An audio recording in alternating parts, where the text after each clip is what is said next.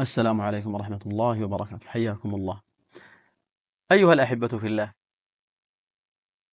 اعلموا أن الرزق ليس بحظ عابر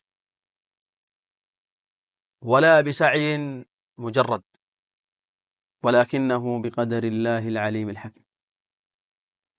ألم تر أن الطير تغدو خماصا وتروح بطانا وما بأيديها من جهد ولا حيلة، وكم من ساع حريص يتعب نهاره ويسهر ليله ثم لا ينال إلا ما كتب له.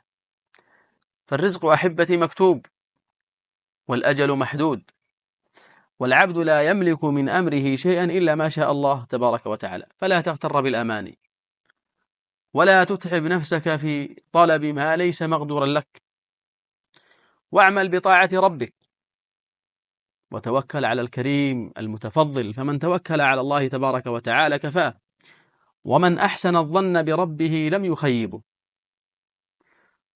وتذكروا أحبتي في الله حديث للنبي صلى الله عليه وآله وسلم، حديث عظيم، يقول صلى الله عليه وآله وسلم: لو أن ابن آدم هرب من رزقه، تأمل، لو أن ابن آدم هرب من رزقه كما يهرب من الموت لأدركه رزقه كما يدركه الموت.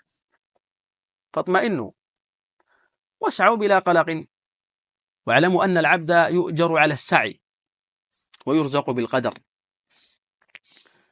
فيا أيها العبد الحائر بين السعي والقدر، ألا تعلم أن الرزق رزقان: رزق تطلبه ورزق يطلبك، فالأول بسعي اليدين والثاني بقضاء الرحمن.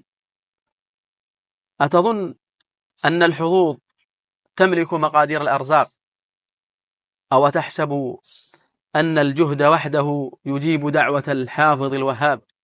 كلا، كلا والله. فقد يسعى العبد سعي الجاهدين ويبقى فقيرا مع ذلك، ويقعد آخر فيفض الله عز وجل عليه من فضله ما لا يحويه حساب. انظر حولك، انظر حولك وتأمل، ترى العبر.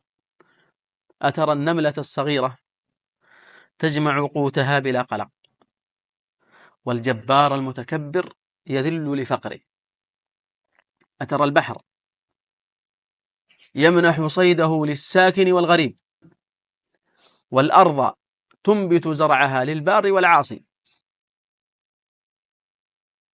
فاعلم يا ابن آدم، لو أن الأرزاق تكون بالحيلة لاستولى عليها الأذكياء، ولو كانت بالقوة لانفرد بها الأشياء.